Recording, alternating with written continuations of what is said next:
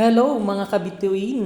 Maayong adlaw sa inyong lahat. Ayan, at for today's video nga ay magluluto naman tayo ng ginataang alimasag na may sahog na kalabasa at sitaw. So ayan, napakasarap.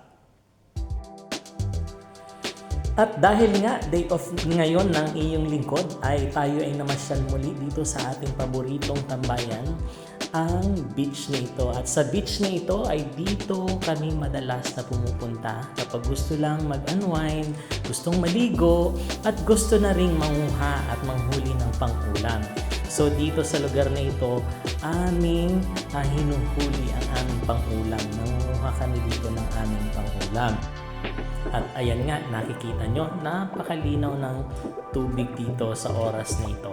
Kaya kapag may pagkakataon ay dito kami pumupunta at dito kami nag-unwind, dito kami nagpapalipas ng oras, at dito rin kami ay madalas na nanguhuli ng aming pang-ulam na isda at mga lamang dagat. So ayan nga, kung nakikita nyo ay nakahuli naman tayo today ng alimasag. Fresh na fresh po yan from the sea. So kaya yan, pag uwi natin ay eto na, naghanda na tayo ng mga pangsahog, mga panangya ng ating lulutuin. At nadyan na, akin na lahat na hiniwa ang mga ito para ready na kaagad. Ayan, nailuto ko na rin ang dalawa nating alimasag.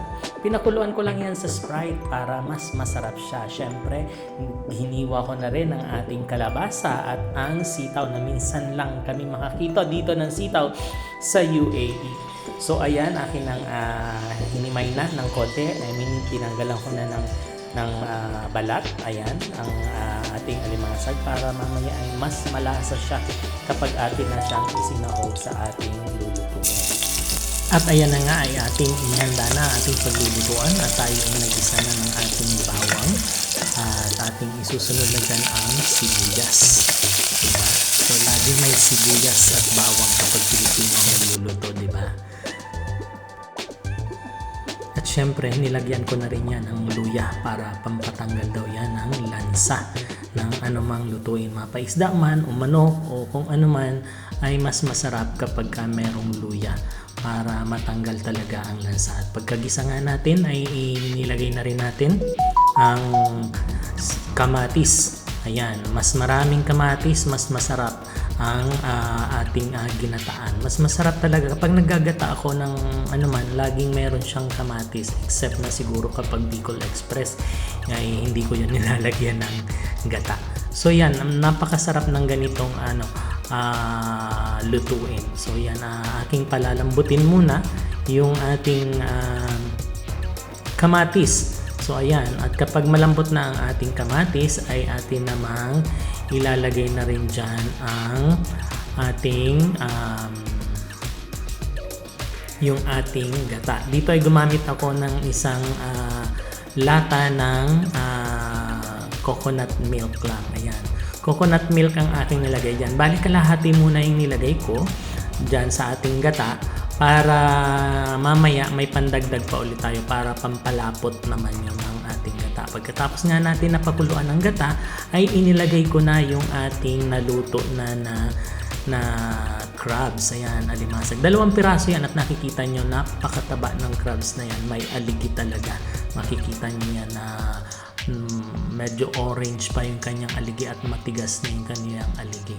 So pagkatapos niya na pakuluan ko yung ating crabs ay ito naman isinabay ko na ang kalabasa at ang ating sitaw para naman ay sabay silang maluto at lumasa na rin dyan yung ating yung lasa ng ating crabs ng ating alimasag. Fresh na fresh yan mga kaibigan, mga kabituin.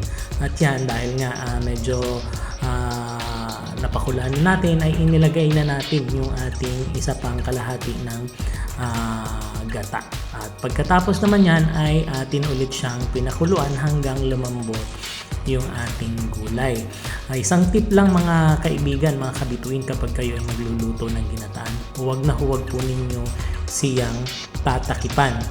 Ano po, hayaan nyo lang po siyang kumulo ng walang takip. Kasi kapag tinakipan nyo po siya, ay may tendency po na luminaw yung ating gata o parang magiging tubig siya. So ayan, pagkatapos po na maluto, ayan na, ready na po ang ating ginataang alimasag. Ayan, at nakikita niyo, nilalagay na natin sa ating lagayan. Ayan, napakasarap, umuusok pa. Ayan, masarap na masarap talaga yan. I believe talaga.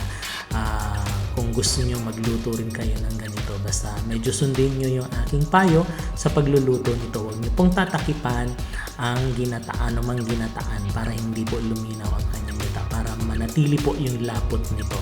So ayan na guys, ayan, syempre nilagyan natin siya ng sili, pampaanghang, at yan ang pampagana ng ating kain. So dapat i-ready na rin natin dyan ang isang kalderong kanin, di ba? Mga Pilipino mahilig yan sa rice. Ayan, isang kalderong kanin ang katapat na ito. So ayan guys, at kung sino man sa inyo ang may gusto ng recipe nito, paano niluto, ay huwag kalimutan na mag-comment lang dyan sa baba o mag-message kayo sa akin. So kung nagustuhan niyo ang video na ito, don't forget to like, follow, or subscribe. Thank you very much for watching. Bye-bye!